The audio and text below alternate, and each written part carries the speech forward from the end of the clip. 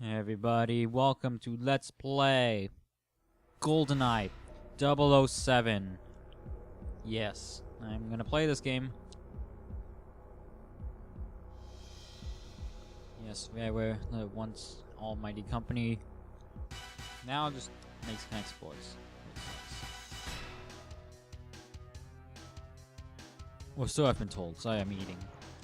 So forgive me if I do a lot of chewing noises. Now what we were gonna do is play through the entire game, because I feel like it. Not on 00 Agent, good god, no. This is gonna be a standard playthrough, let's play thingy of GoldenEye 007. Arguably one of the most popular video games of all time, if not the greatest video game of all time. Shoot. Hang on. Gotta adjust my controls, because I don't know about you, but I always play on control style 1.3. I don't know why, I just always did. I was never really fond of using Z to shoot. I always found it much easier with A. Well, that's just how I always play. Now, GoldenEye was a revolution in its day. This game revolutionized first-person shooter games and set the standard for multiplayer in first-person shooters. And you can argue that few games have surpassed how much fun the multiplayer in the game is. Like, seriously, the multiplayer in this game is that good. And you could play it to this day and still have tons of fun. This game is still very playable to this day. It's heavily based on the movie GoldenEye, which was an okay movie, I guess. Some people liked it, some people didn't like it as much. See, it's based on the movie. The James Bond movie, GoldenEye. I mean, I kind of like the movie, just because it is kind of based on the game. What are you doing, James? He's like looking up on his own. And it's weirding me out. So this is like the first scene in the movie where you see James Bond on a dam, except there's an entire level before he bungee jumps. Unlike the movie, this game's not afraid to change a couple things, like add new levels that were in no way in the movie. You'll see some of that later. Now, why do people love this game so much and consider it such a timeless classic game?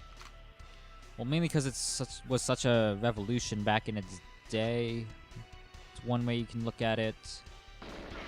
Another way you can look at it today is that it's just fun to run around and shoot things today. This game's as much fun today as it was 15 or so years ago. Open the door. So if you couldn't tell, GoldenEye is a spectacular game. Haven't played it, maybe you should consider it. Or maybe you could try out the newer one, GoldenEye for the Wii or DS, or GoldenEye Reloaded for the not Nintendo, for the Xbox 360 and PS3. That's a good version. It's funny how many N64 games are available to re-releases or remakes. Kind of crazy. Because there were just that many good games with that system. I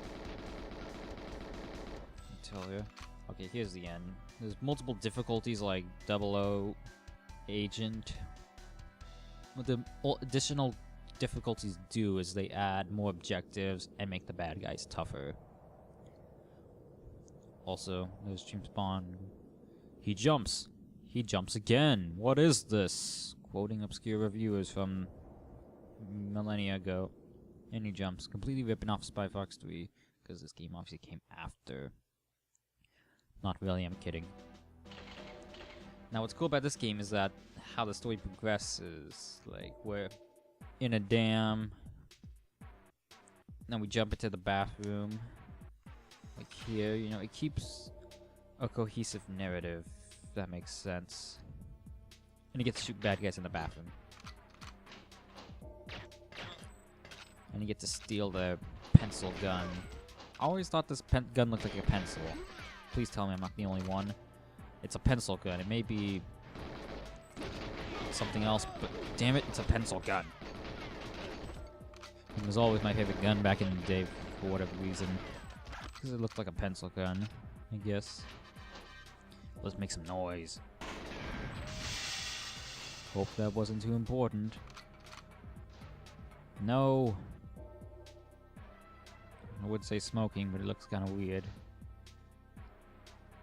Also, the music in this game is fantastic, as you would expect from the great composer Grant Kirkhope, composing various video game soundtracks for various games from Rare, like Banjo-Kazooie, for example, and also this game.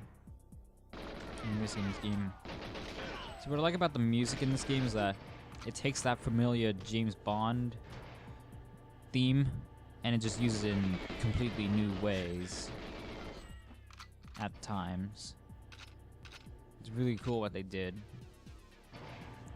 And it's just an awesome soundtrack all around. Now here, what we need to do is get into one of the rooms. Also, the animations on the bad guys when they fall over is just one of those things that never gets old. Hit that thing. Door is unlocked. Get over there quickly. Ah, what? I unlocked it. Did you go? Oh, wait. Son. Also, what's neat is that depending on where you hit these guys, it actually makes a difference. Like, you could shoot their limbs, it won't do much damage. You could shoot their heads and kill them all in nearly one hit. And it's really cool how this game actually knows the difference. It was one of the first games to do that. And something newer modern games have copy and pasted over and over again that it's easy to forget what a revolution something like that was. Just one of those things. Now from here, we keep going until we reach this room. No people allowed. Seems legit. And here we meet up with our buddy. I don't know what you'd call him. 006 is his name. Now he's also from the movie. And this is the scene of the movie where they blow up the thing. They blow up these tanks. Now wait for him to get out of the way. Where is he? Get over here, boy. For England, James. For England, Alec. For England. It was too easy. There's no voice acting in this game, but who needs it, honestly? Half of everything is luck, and the other half. Now here's something you could do. Once he says fate, come back here. You can kill him. Normally, that guy comes in and kills him, just like in the scene in the movie. But you can kill him, and it's completely okay. They're completely okay with that. It's just one of those fun things to do. It's supposed to recreate the scene in the movie where Alec gets shot by whatever his name is, General. But if you shoot him, you'll complete the objective just fine, which is great. Gotta love little mission quirks like that. Okay, normally I'm gonna do this in like 50 seconds, so short, awkward pause thingy.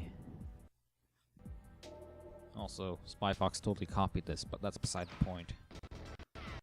This is the part where this is supposed to simulate the part where James Bond escapes. Now here it's a little less high-speed action. Instead, what we do is we grab the key, and that's the key to plane. Also, one thing this game has, which you may have seen a couple times, is auto-aim. Now what that means is that if an enemy's in front of you, or in front of you in some way, not really showing what here. James Bond will kind of twitch his arm towards the enemy, and that will hit them. It's kind of a cheap thing, but it just makes it easier to plow through enemies.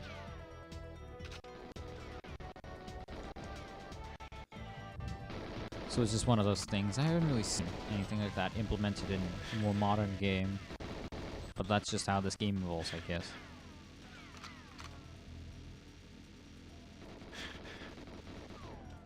Anyways, get in the plane, and yeah, not quite like the movie where he jumps off the cliff with a motorcycle, but what's he gonna do?